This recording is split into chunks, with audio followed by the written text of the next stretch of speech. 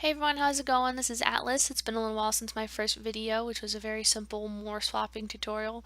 But I promised some people that I would go over how to use the Dragon Age 2 Blender exportation tool.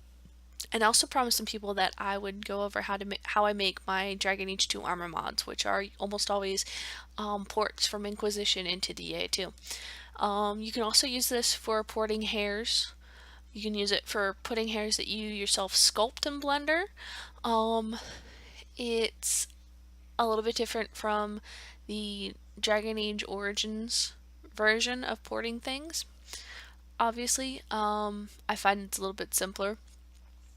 So we're going to go over a few things. We're going to go over how to export the mesh. We're going to go over the tools you need. We're going to go over how to export the mesh. We're going to go over how to convert it. We're going to go over how to texture it, how to make it a replacer, and lastly, we're going to go over how to make it a standalone in case you don't want to make a replacer. And that will involve editing a UTI file.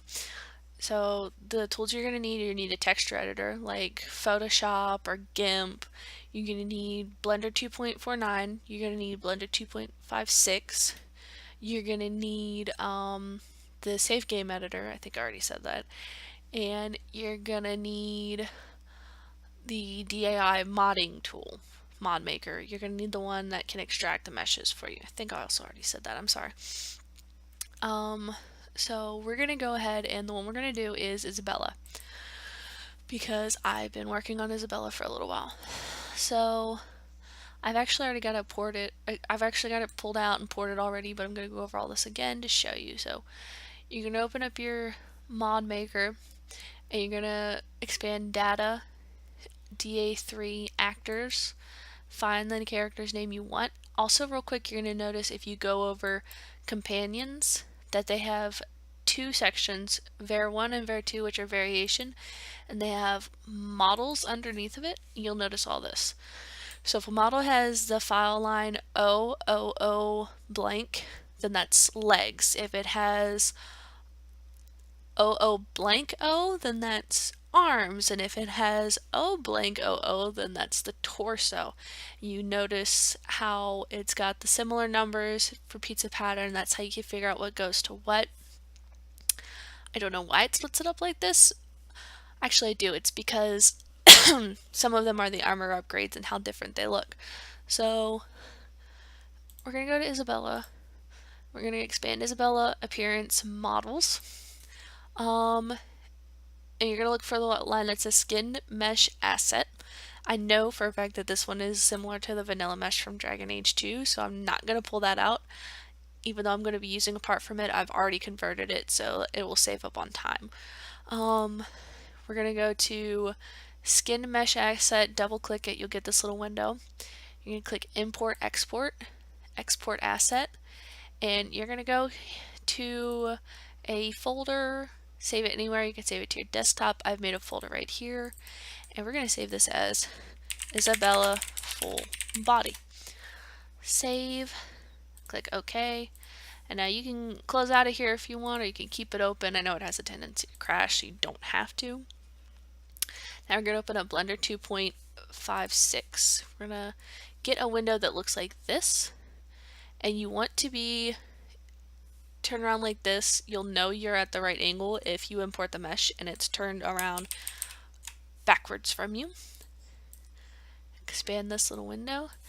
You're going to go to delete this, file, import wavefront OBJ, and you're going to go find the model that you just exported.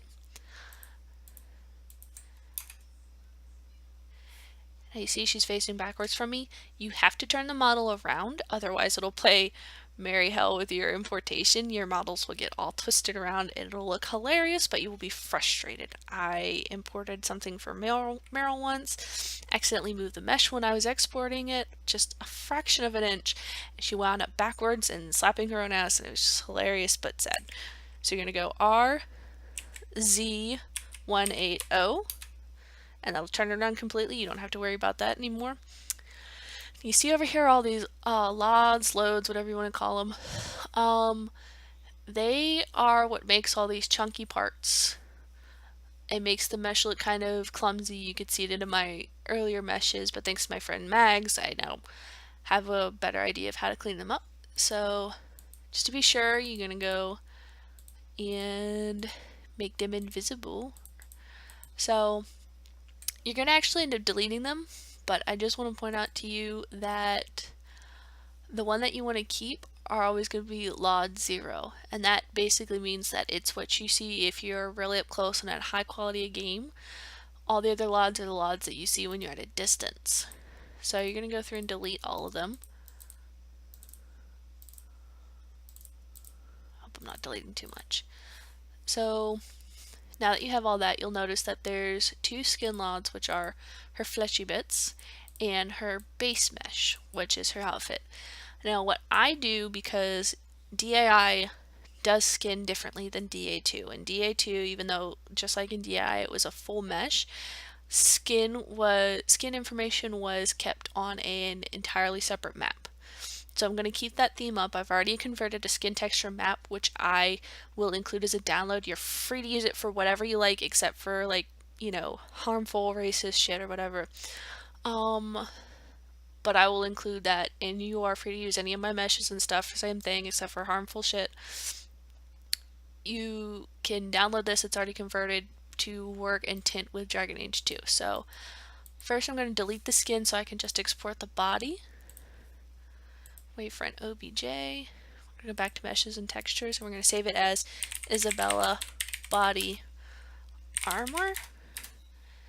And then we're going to Control Z so we can get the skin back, and we're going to export the skin as Isabella body skin. And then you can also close out of this, or you can keep it open if you need it. So we're going to open up Blender. Another thing I like to do is if I'm worried it won't wait right, and I'll do it with Isabella even though I don't have to, I can go in, File, Load Object, and I can find her two bodies right here, her body skin and her full body, and I'm going to open up this one because this is one I need.